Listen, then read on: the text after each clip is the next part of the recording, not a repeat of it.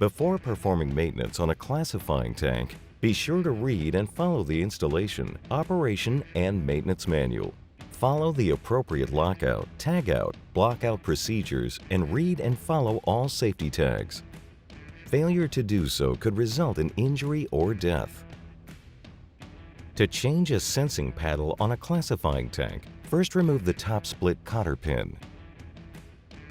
Raise the paddle. Remove the bottom split cotter pin. Take the paddle off the rod.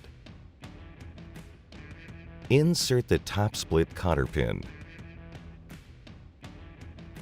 Install the new paddle on the rod with the ring on the bottom. Spread the top split cotter pin.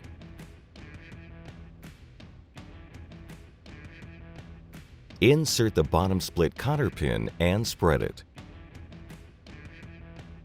For more information, please contact Eagle Iron Works.